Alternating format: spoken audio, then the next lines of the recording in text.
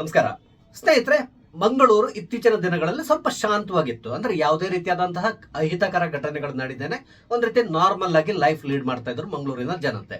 ಆದ್ರೆ ಇದೆಲ್ಲದಕ್ಕೂ ತಿಲಾಂಜಲಿ ಇಡುವ ರೀತಿಯಲ್ಲೇ ನಿನ್ನೆ ಒಂದು ಭೀಕರವಾದ ಕೊಲೆ ಮಂಗಳೂರಿನಲ್ಲಿ ನಡೆದಿದೆ.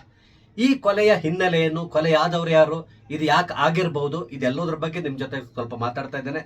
ಸ್ನೇಹಿತರೆ, ನಿಮ್ಮೆಲ್ಲರನ್ನು ಕಾಫಿ ಅಂತ ಯೂಟ್ಯೂಬ್ ಚಾನಲ್ಗೆ ಸ್ವಾಗತಿಸ್ತಾ ಇದ್ದೇನೆ.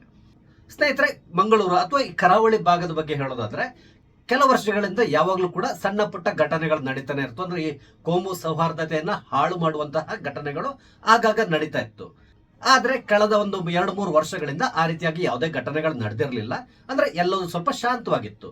ಈ ಶಾಂತತೆಯನ್ನ ಹಾಳು ಮಾಡುವ ರೀತಿಯಲ್ಲಿ ಈಗ ಒಂದು 4-5 ದಿನಗಳಿಂದ 2ನೇ ಕೊಲೆ ನಡೀತಾ ಇದೆ. ಮೊನ್ನೆ 4-5 ದಿನದ ಹಿಂದೆ ಒಂದು ಕೊಲೆ ಕೂಡ ಮಂಗಳೂರಿನಲ್ಲಿ ನಡೆದಿದೆ. ಓರ್ವ ಮುಸ್ಲಿಂ ಯುವಕ ಅಶ್ರಫ್ ಅಂತ ಕೂಡ ಆತನ ಹೆಸರು, ಕೇರಳದ ವಯನಾಡ್ನವನು. ಆತ ಅಲ್ಲಿ ಒಂದು ಕಡೆ ಕ್ರಿಕೆಟ್ ಮ್ಯಾಚ್ ನಡೀತಾ ಇರ್ತದೆ. ಆ ಕ್ರಿಕೆಟ್ ಮ್ಯಾಚ್ ನಡೀತಾ ಇರುವಂತಹ ಪ್ರದೇಶದಲ್ಲಿ ಆತ ಪಾಕಿಸ್ತಾನ ಪರವಾಗಿ ಘೋಷಣೆ ಕೂಗ್ದ ಅಂತೇಳಿ ಹೇಳಿ ಅಲ್ಲಿರುವವರು ಎಲ್ಲರೂ ಸೇರಿ ಆತನ ಮೇಲೆ ಹಲ್ಲೆಯನ್ನ ನಡೆಸಿದ್ರು.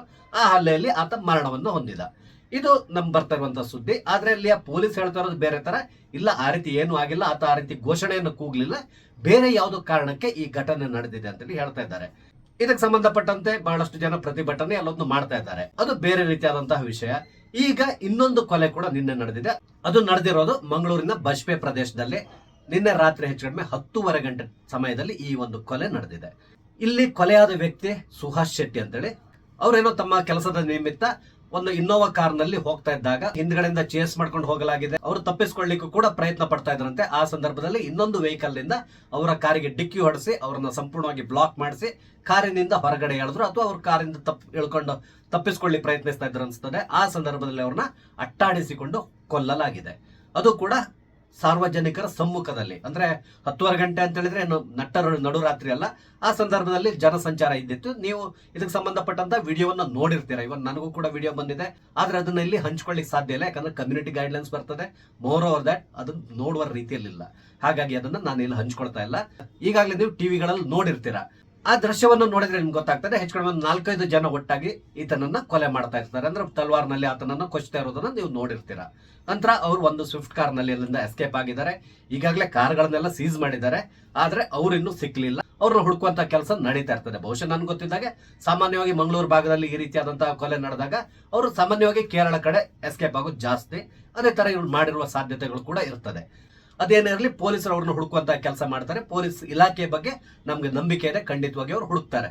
ಈಗ ಈ ಸುಹಾಸ್ ಶೆಟ್ಟಿ ಅವ್ರ ಬಗ್ಗೆ ಮಾತಾಡೋದಾದ್ರೆ, ಇವರ ಕೊಲೆ ಯಾಕೆ ಆಗಿರ್ಬಹುದು ಅನ್ನೋದ್ರ ಬಗ್ಗೆ ಮಾತಾಡೋದಾದ್ರೆ, ಈ ಸುಹಾಸ್ ಶೆಟ್ಟಿ ಅವರ ಹಿಸ್ಟ್ರಿ ಕೂಡ ಸ್ವಲ್ಪ ನೋಡ್ಬೇಕಾಗ್ತದೆ. ಈ ಸುಹಾಸ್ ಶೆಟ್ಟಿ ಅವ್ರ ಮೇಲೆ ಈಗಾಗಲೇ 4-5 ಕೇಸ್ಗಳಿದೆ. ಅದರಲ್ಲಿ 2 ಕೊಲೆ ಕೇಸ್ ಕೂಡ ಇದೆ. ಒಟ್ಟಾರೆಯಾಗಿ ಇವರು ರೌಡಿ ಶೀಟರ್ ಅಂತ ಗುರುತಿಸಿಕೊಂಡಿದ್ದಾರೆ. ಹಾಗೇನೆ ಬಜರಂಗ ದಳದ ಕಾರ್ಯಕರ್ತ ಕೂಡ ಹೌದು. ಮಂಗಳೂರು ಭಾಗದಲ್ಲಿ ಇವರು ಹಿಂದೂ ಕಾರ್ಯಕರ್ತರಾಗಿ ಗುರುತಿಸಿಕೊಂಡಿದ್ದಾರೆ. ಎಲ್ಲ ಕಾರ್ಯಕ್ರಮಗಳನ್ನ ಆಯೋಜನೆ ಮಾಡೋದು ಅಥವಾ ಈ ಎಲ್ಲ ಕಾರ್ಯಕ್ರಮಗಳಲ್ಲಿ ಭಾಗವಹಿಸೋದು, ಈ ರೀತಿಯಾಗಿ ಮಾಡ್ತಾ ಇದ್ದಂತಹ ವ್ಯಕ್ತಿ. ಅಂದ್ರೆ ಸ್ವಲ್ಪ ಸಮಾಜ ಸೇವೆ ಕೂಡ ಮಾಡ್ತಾ ಇದ್ರು. ಇದ್ರ ಜೊತೆಲಿ ಇನ್ನೊಂದು ಘಟನೆ ಬಗ್ಗೆ ನಿಮ್ಗೆ ಹೇಳಬೇಕಾಗಿ ಬರ್ತದೆ. ಅದೇನು ಅಂತ ಹೇಳಿದ್ರೆ, 2022ರಲ್ಲಿ ಹಿಂದೂ ಕಾರ್ಯಕರ್ತ ಮತ್ತೆ ಬಿಜೆಪಿಯ ಮುಖಂಡರಾದಂತಹ ಪ್ರವೀಣ್ ನೆಟ್ಟಾರು ಇವರ ಕೊಲೆ ಕೂಡ ಆಗಿದೆ. ಇದು ನಿಮ್ಗೆ ಗೊತ್ತಿರುವಂತಹ ವಿಷಯ. ಈ ಕೊಲೆ ನಡೆದಾಗ ಜನರು ಅಷ್ಟೊಂದು ಆಕ್ರೋಶ ವ್ಯಕ್ತಪಡಿಸಿದ್ರು. ಅಂದ್ರೆ ಹಿಂದೂಗಳಿಗೆ ರಕ್ಷಣೆ ಇಲ್ಲ, ಹಾಗೆ ಹೀಗೆ ಅಂತ ಕೊಂಡೆಲ್ಲ ತುಂಬಾ ಪ್ರತಿಭಟನೆ ಎಲ್ಲವೂ ನಡೆಸಿದ್ದಾರೆ. ಇಲ್ಲಿ ಪ್ರವೀಣ್ ನೆಟ್ಟಾರು ಕೂಡ ಅಷ್ಟೇ, ಅವರು ಓರ್ವ ಅಮಾಯಕನಾಗಿದ್ದರು. ಅಂದ್ರೆ ಅವ್ರು ಯಾವುದೇ ರೀತಿಯಾದಂತಹ ಕೋಮು ಸೌಹಾರ್ದತೆಯನ್ನ ಹಾಳು ಮಾಡುವಂತ ಕೆಲಸಕ್ಕೆ ಎಲ್ಲಿಯೂ ಕೈ ಹಾಕಿರಲಿಲ್ಲ. ಬಿಜೆಪಿಯ ಮುಖಂಡ ಆಗಿರ್ಬೋದು ಅಥವಾ ಓರ್ವ ಹಿಂದೂ ಕಾರ್ಯಕರ್ತ ಅಂತ ಗುರುತಿಸಿಕೊಂಡಿರ್ಬೋದು. ಆದ್ರೆ ಅವ್ರು ಎಲ್ಲಿಯೂ ಕೂಡ ಶಾಂತಿ ಕದಡುವಂತಹ ಕೆಲಸಕ್ಕೆ ಹೋಗಿರ್ಲಿಲ್ಲ. ಅದಕ್ಕೆ ಬದಲಾಗಿ ಅಲ್ಲಿಯ ಪರಿಸರದಲ್ಲಿ ಎಲ್ಲರ ಜೊತೆಗೂ ತುಂಬಾ ಚೆನ್ನಾಗಿದ್ದಂತಹ ವ್ಯಕ್ತಿ. ಇವರನ್ನ ಟಾರ್ಗೆಟ್ ಮಾಡಿಕೊಂಡು ಸಂಪೂರ್ಣವಾಗಿ ಅವರ ಚಲನವಲನವನ್ನೆಲ್ಲವುದನ್ನು ನೋಡಿಕೊಂಡು ಒಂದು ದಿನ ಮಳೆ ಸುರಿತಾ ಇರುವಾಗ ಅವ್ರ ಅಂಗಡಿ, ಅಂದ್ರೆ ಅವರೊಂದು ಕೋಳಿ ಅಂಗಡಿಯನ್ನ ನಡೆಸ್ತಾ ಇದ್ರು. ಅವ್ರ ಅಂಗಡಿಯಿಂದ ಬಾಗ್ಲಾಕೊಂಡು ಹೊರಗಡೆ ಬರ್ತಾ ಇರುವಾಗ ಅವ್ರನ್ನ ಅಲ್ಲಿ ಕೊಚ್ಚಿ ಕೊಲೆ ಮಾಡಿದ್ರು. ಈ ಕೊಲೆಗೆ ಪ್ರತಿಕಾರವಾಗಿ ಒಂದು 4-5 ದಿನ ಆದ್ಮೇಲೆ ಸುರತ್ಕಲ್ ನಲ್ಲಿ ಒಂದು ಕೊಲೆ ನಡೀತು. ಫಾಜಿಲ್ ಅನ್ನುವ ವ್ಯಕ್ತಿ. ಇಲ್ಲಿ ಫಾಜಿಲ್ ಕೂಡ ಅಷ್ಟೇ ಅಮಾಯಕ. ಆತನಿಗೂ ಈ ಕೊಲೆಗೂ ಯಾವುದೇ ರೀತಿಯಾದಂತಹ ಸಂಬಂಧ ಇರಲಿಲ್ಲ. ಕೇವಲ ಓರ್ವ ಮುಸ್ಲಿಮನ್ನ ಕೊಲ್ಲಬೇಕಿತ್ತು. ಹಾಗಾಗಿ ಇವನನ್ನ ಟಾರ್ಗೆಟ್ ಮಾಡಿಕೊಂಡು ಆತನ ಓಡಾಟವನ್ನ ಗಮನಿಸಿ ಕೊನೆಗೆ ಸುರತ್ಕಲ್ ನಲ್ಲಿ ಒಂದು ಬಟ್ಟೆ ಅಂಗಡಿ ಹತ್ರ ಆತನನ್ನ ಕೊಚ್ಚಿ ಕೊಲೆ ಮಾಡಿದ್ರು. ಈ ಕೊಲೆಯಲ್ಲಿ ಮುಖ್ಯ ಆರೋಪಿ ಆಗಿದ್ದವರು ಇದೇ ಸುಹಾಸ್ ಶೆಟ್ಟಿ. ನಂತರ ಪೊಲೀಸರು ಇವ್ರನ್ನ ಬಂಧಿಸಿದ್ರು. ಇವರು ಜೈಲಿನಲ್ಲಿದ್ರು, 1-2 ವರ್ಷ ಜೈಲಿನಲ್ಲಿದ್ರಂತೆ. ಅದಾದ್ಮೇಲೆ ಹೆಚ್ಚು ಕಡಿಮೆ 1 ವರ್ಷದ ಹಿಂದೆ ಅವರು ಜೈಲಿಂದ ಹೊರಗಡೆ ಬಂದು ಸ್ವಲ್ಪ ಆರಾಮಾಗಿ ಓಡಾಡ್ಕೊಂಡಿದ್ರು. ಇವರು ಕೂಡ ಸ್ವಲ್ಪ ಬಿಂದಾಸಾಗಿ ಓಡಾಡ್ಕೊಂಡಿದ್ರು ಅಂತ ಹೇಳ್ತಾರೆ. ಮತ್ತೆ ಇನ್ನೊಂದು ಸುದ್ದಿ ಕೂಡ ಬರ್ತಾ ಇದೆ, ಇವರೇನೋ ಪೊಲೀಸ್ ಪರ್ಮಿಷನ್ ಕೇಳಿದ್ರಂತೆ, ನನ್ನ ಆತ್ಮರಕ್ಷಣೆಗಾಗಿ ನನ್ಗೊಂದು ಗನ್ ಇಟ್ಕೊಳ್ಳಿ ಪರ್ಮಿಷನ್ ಕೊಡಿ ಅಂತ ಕೇಳಿದ್ರಂತೆ. ಅವರಿಗೆ ಡೌಟ್ ಇತ್ತು ಅನಿಸ್ತದೆ, ತನ್ನ ಮೇಲೆ ಯಾವುದೇ ಸಂದರ್ಭದಲ್ಲಿ ಕೂಡ ಕೊಲೆ ಯತ್ನ ನಡಿಬಹುದು ಅಂತ ಹೇಳ್ಕೊಂಡು ಅದಕ್ಕಾಗಿ ಪೊಲೀಸ್ ಡಿಪಾರ್ಟ್ಮೆಂಟ್ ಇಂದ ಪರ್ಮಿಷನ್ ಕೇಳಿದ್ದಾರೆ ಅಂತ ಕೂಡ ಹೇಳ್ತಾ ಇದ್ದಾರೆ. ಆದ್ರೆ ಪೊಲೀಸ್ ಅದಕ್ಕೆ ಪರ್ಮಿಷನ್ ಕೊಟ್ಟಿಲ್ಲ ಅಂತ ಹೇಳ್ತಾರೆ. ಇದರಲ್ಲಿ ಎಷ್ಟು ಸತ್ಯ ಇದೆಯೋ ಎಷ್ಟು ಸುಳ್ಳು ಇದೆಯೋ ನನಗೆ ಗೊತ್ತಿಲ್ಲ. ಯಾಕಂದ್ರೆ ಅವ್ರೇನೋ ಅಪ್ಲಿಕೇಶನ್ ಕೊಟ್ಟಿದ್ರೆ ಅದಕ್ಕೆ ಸಂಬಂಧಪಟ್ಟಂತ ಡಾಕ್ಯುಮೆಂಟ್ಸ್ ಮುಂದಿನ ದಿನಗಳಲ್ಲಿ ಸಿಗಬಹುದು. ಆದ್ರೆ ಇಲ್ಲಿ ಅಂತೂ ಅವ್ರ ಕೈಲಿ ಯಾವುದೇ ರೀತಿಯಾದಂತಹ ಆಯುಧ ಇರಲಿಲ್ಲ. ಇದ್ರ ಜೊತೆ ಇನ್ನು ಕೆಲವೊಂದು ಸುದ್ದಿಗಳು ಬರ್ತದೆ. ಅದೇನಂದ್ರೆ ನಿರಂತರವಾಗಿ ಪೊಲೀಸರು ಅವರ ಕಾರ್ನ ಚೆಕ್ ಮಾಡ್ತಾ ಇದ್ರು. ಎಲ್ಲಿ ಸಿಕ್ಕಿದ್ರು ಕೂಡ ಅವ್ರ ಕಾರ್ನ ಚೆಕ್ ಮಾಡಿ ಏನಾದ್ರೂ ಮಾರಕಾಸ್ತ್ರವನ್ನು ಇಟ್ಕೊಂಡಿದಾರಾ ಇಲ್ವಾ ಅಂತ ಹೇಳ್ಕೊಂಡು ಚೆಕ್ ಮಾಡ್ತಾ ಇದ್ರು ಅಂತ ಕೂಡ ಹೇಳ್ತಾ ಇದ್ರು. ಅಂದ್ರೆ ತನ್ನ ರಕ್ಷಣೆಗಾಗಿ ಕನಿಷ್ಠ ಒಂದು ದೊಣ್ಣೆ ಗಿಣ್ಣೆ ಏನಾದ್ರೂ ಒಂದು ಇಟ್ಕೊಂಡಿರಬಹುದು ಅಂತ ಹೇಳ್ಕೊಂಡು ಚೆಕ್ ಮಾಡ್ತಾ ಇದ್ರಂತೆ. ಹಾಗಾಗಿ ಇವರು ಯಾವುದೇ ರಗಳೆ ಬೇಡ ಅಂತೇಳಿ ಯಾವುದೇ ಆಯುಧವನ್ನ ಇಟ್ಕೊಂಡು ಓಡಾಡ್ತಾ ಇರಲಿಲ್ಲ ಅಂತೇಳಿ ಹೇಳ್ತಾ ಇದ್ದಾರೆ. ಆದ್ರೆ ಈಗ ಅವರ ಕೊಲೆ ಆಗಿದೆ. ಈ ಕೊಲೆಗಿಂತಲೂ ಮೊದಲು ಅಂದ್ರೆ ಮಾರ್ಚ್ ಕೊನೆಯಲ್ಲಿ ಒಂದು ಸೋಷಿಯಲ್ ಮೀಡಿಯಾದಲ್ಲಿ ಒಂದು ಪೋಸ್ಟ್ ಕೂಡ ಕೆಲವರು ಹಾಕೊಂಡಿದ್ದಾರೆ ಅನ್ನೋ ಸುದ್ದಿ ಇದೆ. ಅಂದ್ರೆ ಕೆಲವೇ ದಿನದಲ್ಲಿ ಒಬ್ಬನನ್ನು ಮುಗಿಸ್ತೇವೆ ಅನ್ನೋ ರೀತಿಯಲ್ಲಿ, ಟಾರ್ಗೆಟ್ ಫಿಕ್ಸ್ ಆಗಿದೆ ಅನ್ನೋ ರೀತಿಯಲ್ಲಿ ಒಂದು ಪೋಸ್ಟ್ ಅನ್ನು ಕೂಡ ಹಾಕೊಂಡಿದ್ದಾರಂತೆ. ಆ ಸಂದರ್ಭದಲ್ಲೇ ಪೊಲೀಸರು ಸ್ವಲ್ಪ ಅಲರ್ಟ್ ಆಗಬಹುದಿತ್ತು. ಅಂದ್ರೆ ಯಾರು ಈ ಪೋಸ್ಟ್ ಹಾಕಿದ್ದಾರೆ, ಅವರ ಟಾರ್ಗೆಟ್ ಯಾವುದು ಅಂತ ಕೊಂಡು ಪೊಲೀಸರು ಇದನ್ನ ಟ್ರ್ಯಾಕ್ ಮಾಡಬಹುದಿತ್ತು. ಆದ್ರೆ ನಮ್ಮ ಪೊಲೀಸರು ಆ ಕೆಲಸಕ್ಕೆ ಹೋಗ್ಲಿಲ್ಲ. ಅದಾದ ಮೇಲೆ ನಿನ್ನೆ ಈ ಕೊಲೆ ನಡೆದ ನಂತರ ಪುನಃ ಯಾವುದೋ ಇನ್ಸ್ಟಾಗ್ರಾಮ್ ಪೇಜ್ ನಲ್ಲಿ ಇನ್ನೊಂದು ಪೋಸ್ಟ್ ಅನ್ನು ಹಾಕೊಂಡಿದ್ದಾರಂತೆ, ಫಿನಿಶ್ಡ್ ಅಂತ ಕೊಂಡು, ಅಂದ್ರೆ ಕೆಲಸ ಮುಗ್ದಿದೆ ಅಂತ ಕೊಂಡು ಹಾಕೊಂಡಿದ್ದಾರಂತೆ. ಈಗಲಾದ್ರೂ ಪೊಲೀಸರು ಈ ರೀತಿಯಾಗಿ ಪೋಸ್ಟ್ ಹಾಕದವ್ರು ಯಾರು ಅಂತ ಹೇಳ್ಕೊಂಡು ಅವ್ರನ್ನ ಹುಡುಕುವ ಕೆಲಸಕ್ಕೆ ಕೈ ಹಾಕಬೇಕು. ಈಗ ಪುನಃ ಮುಖ್ಯ ವಿಷಯಕ್ಕೆ ಬರೋದಾದ್ರೆ ನೋಡಿ, ಪ್ರವೀಣ್ ನೆಟ್ಟಾರ್ ಅವರು ಕೊಲೆ ಆಯ್ತು, ಅದಕ್ಕೆ ಪ್ರತೀಕಾರ ಅಂತೇಳಿ ಫಾಜಿಲ್ ಕೊಲೆ ಆಯ್ತು. ಈಗ ಫಾಜಿಲ್ ಕೊಲೆಗೆ ಪ್ರತೀಕಾರವಾಗಿ ಸುಹಾಸ್ ಶೆಟ್ಟಿ ಅವರ ಕೊಲೆ ಆಯ್ತು. ಮುಂದೆ ಏನಾಗಬಹುದು? ನಿನ್ನೆ ಇನ್ನೊಂದು ಘಟನೆ ಕೂಡ ಉಡುಪಿಯಲ್ಲಿ ನಡೆದಿದೆ. ಅದೇನಂದ್ರೆ ಓರ್ವ ಆಟೋ ಡ್ರೈವರ್ ಅಬುಬಕರ್ ಅನ್ಸ್ತದೆ ಅವ್ರ ಹೆಸರು, ಅವ್ರ ಮೇಲೆ ಮಾರಣಾಂತಿಕವಾದಂತಹ ಹಲ್ಲೆ ಕೂಡ ನಡೆದಿದೆ ಅಂತೇಳಿ ಹೇಳ್ತಾ ಇದ್ದಾರೆ.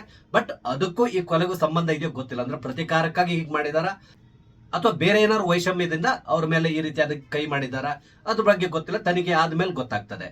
ಹಾಗೇನೆ ಮುಂದಿನ ದಿನಗಳಲ್ಲಿ ಏನಾಗಬಹುದು? ಈಗಾಗಲೇ ಇಡೀ ಕರಾವಳಿ ಕೊತ ಕೊತ ಅಂತೇಳಿ ಕುದೀತಾ ಇದೆ.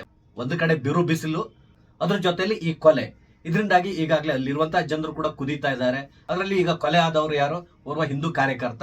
ಆದ್ರಿಂದಾಗಿ ಇದಕ್ಕಾಗಿ ನಾವು ಪ್ರತೀಕಾರ ತೀರಿಸ್ಕೊಂತೇವೆ ಅಂತ ಹೇಳಿ ಇನ್ಯಾರನ್ನೋ ಒಬ್ಬನ್ನ ಟಾರ್ಗೆಟ್ ಮಾಡ್ಕೊಂಡು ಇವರು ಕೂಡ ಆತನನ್ನು ಕೊಲ್ಲಿಕ್ಕೆ ಪ್ಲಾನ್ ಮಾಡ್ತಾರೆ. ಆದ್ರೆ ಇದೆಲ್ಲದಕ್ಕೂ ಅಂತ್ಯ ಅನ್ನೋದಿಲ್ವಾ? ಯಾಕಂದ್ರೆ ಈಗ ನೋಡಿ, ಇವ್ರು ಕೊಂದ್ರಂತ ಅವ್ರನ್ನ ಕೊಲ್ತಾರೆ, ಅವ್ರು ಕೊಂದ್ರಂತ ಇವ್ರನ್ನ ಕೊಲ್ತಾರೆ. ಹೀಗೆ ಅದು ಕಂಟಿನ್ಯೂ ಆಗ್ತಾ ಹೋದ್ರೆ ಇದಕ್ಕೊಂದು ಯಾವತ್ತಾದ್ರೂ ಒಂದು ಅಂತ್ಯ ಅಂತೇಳಿ ಇರ್ಬೇಕಲ್ಲ. ಆ ಅಂತ್ಯ ಹಾಡ್ಬೇಕಾದವ್ರು ಯಾರು? ನಮ್ಮವರೇ, ಬೇರೆ ಇನ್ಯಾರು ಅಲ್ಲ. ಇಲ್ಲಿ ಏನಾಗ್ತದೆ ಅಂತ ಹೇಳಿದ್ರೆ, ಈಗ ಇಲ್ಲಿ ಒಂದು ಕೊಲೆ ನಡೆದಿದೆಯಲ್ಲ, ಈ ಕೊಲೆಯ ಬೆನಿಫಿಟ್ ಅನ್ನ ತಗೊಳ್ಳಿಕ್ಕೆ ಎಲ್ಲಾ ರಾಜಕೀಯ ಪಕ್ಷದವರು ಪ್ರಯತ್ನ ಪಡ್ತಾರೆ. ಅದರಲ್ಲೂ ಮುಖ್ಯವಾಗಿ ಹೇಳ್ಬೇಕಂದ್ರೆ ಹಿಂದೂ ಕಾರ್ಯಕರ್ತನ ಕೊಲೆ ಆಗಿದೆ ಅಂತ ಹೇಳಿದ ತಕ್ಷಣ ಅಲ್ಲಿ ಬಿಜೆಪಿ ಅವರು ಕೂಡಲೇ ಎಂಟರ್ ಆಗ್ತಾರೆ. ಈಗಾಗಲೇ ಹಲವಾರು ರೀತಿಯಾದಂತಹ ಹೇಳಿಕೆಗಳನ್ನ ಬಿಜೆಪಿ ಅವರು ಕೊಡ್ಲಿಕ್ಕೆ ಶುರು ಮಾಡಿದ್ದಾರೆ. ಅದೇ ಓರೋ ಮುಸ್ಲಿಂ ಕೊಲೆ ಆದ್ರೆ ತಕ್ಷಣ ಕಾಂಗ್ರೆಸ್ನವರು ಅಲ್ಲಿಗೆ ಎಂಟರ್ ಆಗ್ತಾರೆ. ಅವರು ಅದರ ಬೆನಿಫಿಟ್ ತಗೊಳ್ಳಿ ಟ್ರೈ ಮಾಡ್ತಾರೆ. ಅಂದ್ರೆ ತುಂಬಾ ಉದ್ರೇಕಕಾರಿಯಾದಂತಹ ಹೇಳಿಕೆಗಳನ್ನ ಕೊಡ್ತಾರೆ, ಪುನಃ ಅವ್ರನ್ನ ಬಡಿದೆಬ್ಬಿಸ್ತಾರೆ. ಆದ್ರಿಂದಾಗಿ ಮುಂದೇನಾಗ್ತದೆ? ಇನ್ನೊಂದು ಕೊಲೆಗೆ ಅದು ನಾಂದಿ ಆಗ್ತದೆ. ಇದೇ ರೀತಿಯಲ್ಲಿ ಕಂಟಿನ್ಯೂ ಆಗ್ತಾ ಹೋಗ್ತಾ ಇರ್ತದೆ.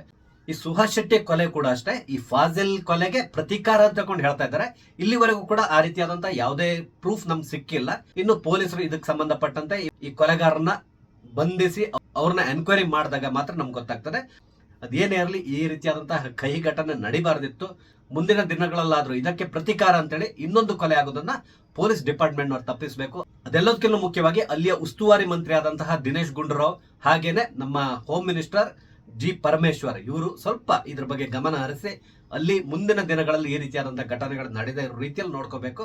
ಎಲ್ಲದಕ್ಕಿಂತ ಮುಖ್ಯವಾಗಿ ಅಲ್ಲಿಯ ಜನರನ್ನ ಶಾಂತಗೊಳಿಸುವಂತ ಪ್ರಯತ್ನಕ್ಕೆ ಇವರು ಕೈ ಹಾಕಬೇಕಾಗಿ ಬರ್ತದೆ. ಅದಕ್ಕೆ ಬದಲಾಗಿ ಪ್ರಚೋದನಕಾರಿ ಹೇಳಿಕೆಯನ್ನ ದಯವಿಟ್ಟು ಕೊಡ್ಲಿಕ್ಕೆ ಹೋಗದೆ ಇದ್ರೆ ಸಾಕು. ಆವಾಗ ಎಲ್ಲದೂ ಶಾಂತವಾಗ್ತಾ ಹೋಗ್ತದೆ. ನೋಡೋಣ ಮುಂದಿನ ದಿನಗಳಲ್ಲಾದ್ರೂ ಕರಾವಳಿಯಲ್ಲಿ ಶಾಂತಿ ನೆಲೆಸ್ತದ ಅಥವಾ ಇದು ಕಂಟಿನ್ಯೂ ಆಗ್ತಾ ಹೋಗ್ತದ? ಎಲ್ಲದಕ್ಕೂ ಕಾಲವೇ ಉತ್ತರ ಕೊಡಬೇಕಾಗಿ ಬರ್ತದೆ. ಸ್ನೇಹಿತರೆ, ನಾನು ಹಂಚ್ಕೊಂಡಂತ ವಿಷಯ ನಿಮಗೆ ಸೂಕ್ತ ಅನಿಸಿದ್ರೆ ದಯವಿಟ್ಟು ಲೈಕ್ ಮಾಡಿ, ಹಾಗೆ ಬೇರೆಯವ್ರಿಗೆ ಶೇರ್ ಮಾಡಿ. ಅದೇ ರೀತಿಯಲ್ಲಿ ನಿಮ್ಮ ಅನಿಸಿಕೆಗಳನ್ನ ಕಮೆಂಟ್ ಮುಖಾಂತರ ತಿಳಿಸಿ. ನಮಸ್ತೆ, ಜೈ ಹಿಂದ್.